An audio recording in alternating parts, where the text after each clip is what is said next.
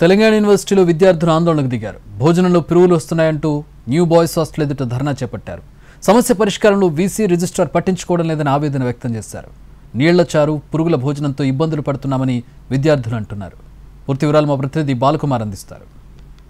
విద్యార్థులు రోడ్డెక్కుతున్నారు. ఆహారంలో పురుగులు వస్తున్నాయంటూ ఆందోళన చెందుతున్నారు.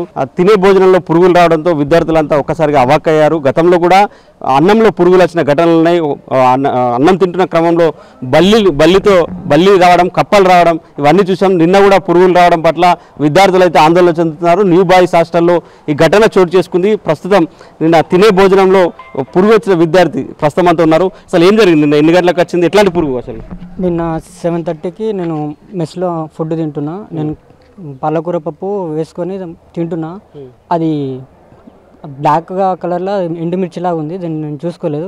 అన్నం తింటున్నప్పుడు దాన్ని చూసుకొని పురుగు అని గమనించి నా కేర్ టేకర్స్కు వీళ్ళకు చెప్పడం జరిగింది. తద్వారా నాకు వాంతింగ్స్ అయినాయి. అధికారుల దృష్టికి తీసుకెళ్ళాలంటే మీ ఉన్నతాధికారుల దృష్టికి కావచ్చు, వయసుకి ఏమంటారు?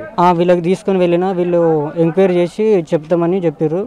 ఫస్ట్ అయితే వీళ్ళు ఉద్దేశపూర్వకంగా అయితే మేమే వేసుకున్నట్టు అన్నట్టు మాట్లాడుతారు.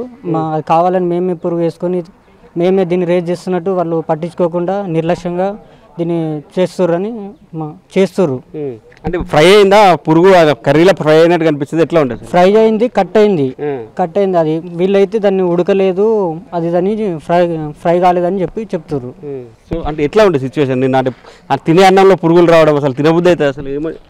అవునన్నా, అది యాక్చువల్ అయితే నిజంగా వచ్చింది పురుగు. కానీ ఇక్కడ అధికారుల వాళ్ళ తప్పును కప్పిపుచ్చుకోవడానికి అది విద్యార్థుల మీద వేస్తున్నారు.